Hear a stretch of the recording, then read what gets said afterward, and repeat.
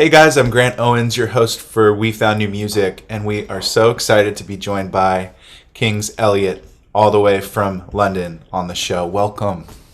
Thank you so much, Grant. I'm so happy to be here. We're so thrilled to have you. We've been playing every single one of your singles. The reception has been wonderful, and you're part of our family. We love to play a song every time it comes out and showcase you. And so how has your day gone so far? You've been doing some writing. Yes, so today it was a bit of a tough one because my body has just been feeling really drained. So today I decided to stay home and do a Zoom session instead of Right. going to the studio because I usually travel like 1.5 hours to the studio. Oh wow. Um, yeah, so it's quite far, and then sometimes I stay there overnight, and it's never the same as sleeping at home. So I already know if I go, I'm going to be exhausted the next day anyway. So I decided today I'm staying home. We're going to write some Zoom stuff, and yeah, but I'm back tomorrow in the studios, Well, fully trained. it's important. Even that travel time really takes a toll on your mental health. And I know that was one thing that you're working on every day is mental health and stigmatization of all of that. So while we're at it, why don't you talk a little bit about the importance of mental health? Yeah, I mean, I think I was always afraid to speak about it until I released music and decided that I was going to call myself Kings because obviously that's not my birth name. Um, but I was, I was scared to. I kind of gave myself this name so that I could get more courageous and tell my story properly, if you know what I mean. And so when I put "I'm Getting Tired of Me" out with the video that was literally me having a panic attack, which was the most, you know, vulnerable thing I could have put out, and I was really scared to do it. Um, that's when I decided to just be as honest as I can be about my mental health because that's the only way I can maybe help someone else or make someone else feel like they're not alone. And Yes. you know, and it's so important because yeah, there's so many people that have panic attacks or other mental health struggles, and um, that are ashamed to talk about it, or I don't know, like when people don't get it, like because I have plenty of people around me that don't get it, like from where I'm from and stuff or whatever, and that like ask me stupid questions or that make me feel like a bit judged and stuff, and that actually makes me feel more passionate about talking about it because then I'm like, well, you're exactly the reason why I'm doing this, because I want people to stop being judgy or making you feel ashamed for being the way you are. And yeah, so that's like become my mission now. Good for you. And it's been a lot of people's missions, and people are opening up about these real things. You know, as an artist, we get the chance to really express our mental how we're feeling today. You know, and how are the fans feeling? You know, and like how are we feeling together in this room? And you notice that with a lot of artists now, which is really wonderful, isn't it? Yeah, yeah, it's so great. Anyway, so on an happier topic, you recently released Bitter Tonic. Let's talk about it and your beautiful blue hair and the making of the music video. Oh yeah. The video was so Bitter Tonic is kind of about self-sabotage, or making bad decisions on purpose and just doing things that aren't good for you, and you kind of can't help yourself, and all these kind of things. So there's quite a broad spectrum of things that you can sort of relate to that topic. And I just had the vision of the video, which was me in the water struggling, and I initially wanted the whole video to be in the water, and I wanted it to just be one take. um, but obviously it's really hard to do. And so but I collaborated with a guy called Yuan Hu,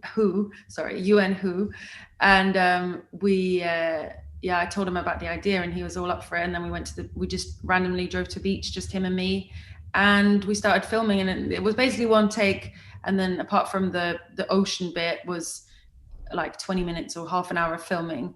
That was it, and it was absolutely freezing, and I couldn't feel my my legs and my arms, and it was absolutely dreadful. But it was worth. It's always worth doing things that are super uncomfortable if you can like get your point across. Is how I feel.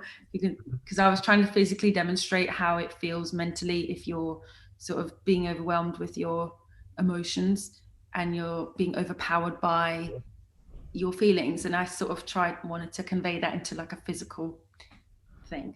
Wow, what a wonderful transition. I didn't realize that the song was so in touch with that.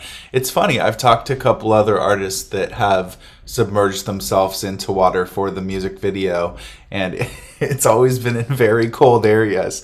And you're like, oh, God, I'm out of here. But it was a really cool visual.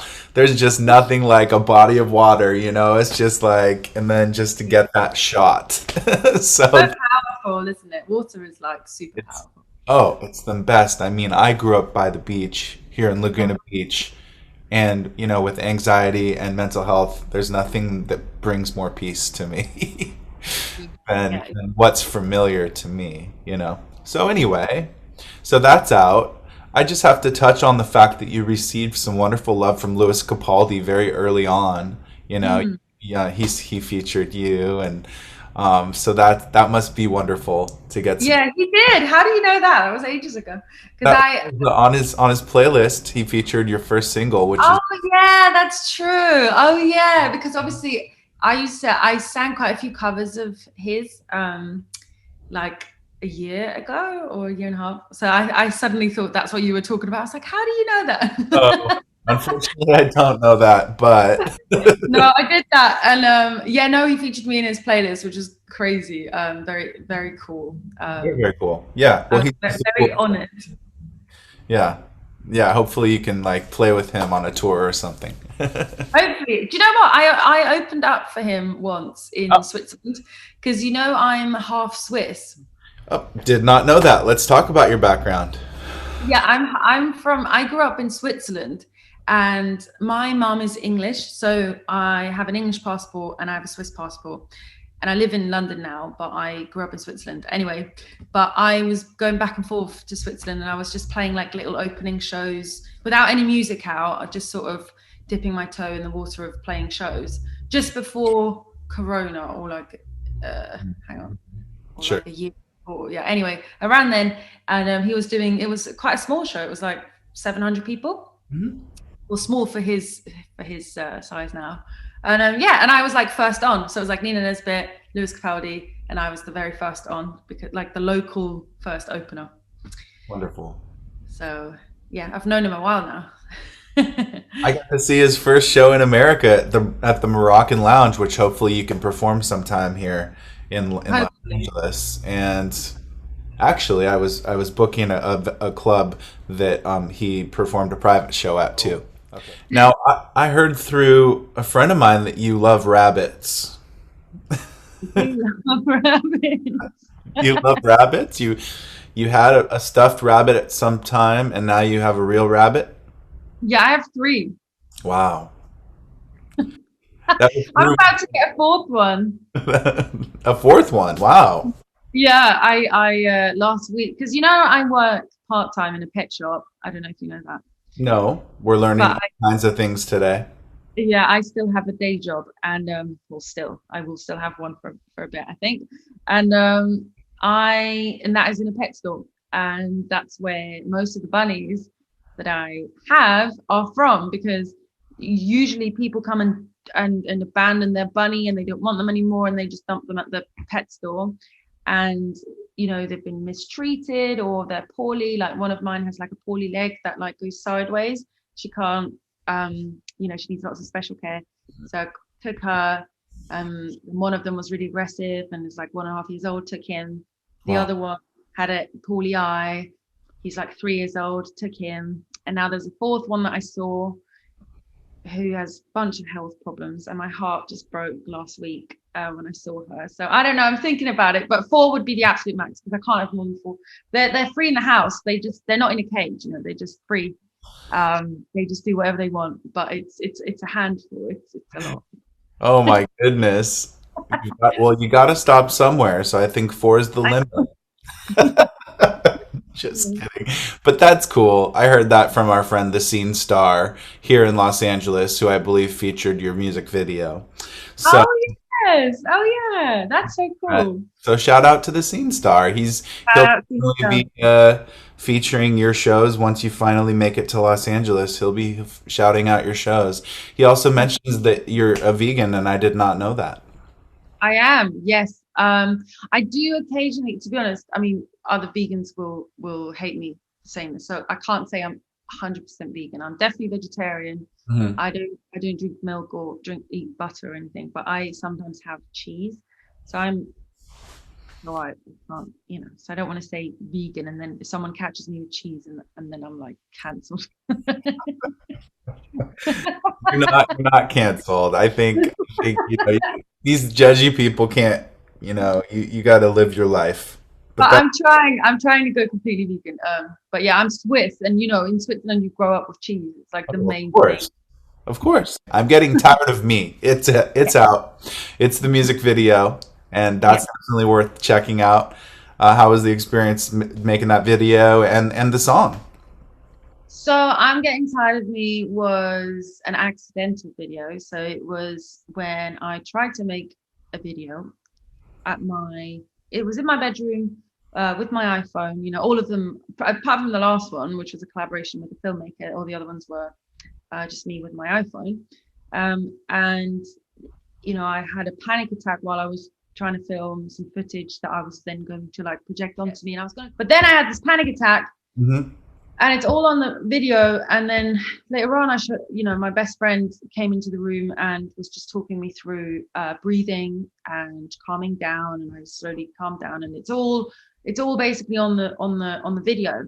And we then later on we watched it together and like overlaid the song, and then we were like, well, this is the most rawest and poignant thing that we're going to get. Like I'm not going to anything I do now is not what the song is. The song is about not being able to get away from yourself. It's cuts in the middle where I was having the panic attack, and then it shows the recovery and how I get through it. And I think that's why I wanted to put it out. It's like me recovering, and it just shows other people that it passes, because I know how bad panic attacks are, and but they always pass. And I think when I saw that with the video and the song, I was like, this is just that's just what the song is about, so I'm putting this out. So that's what I Yes, did.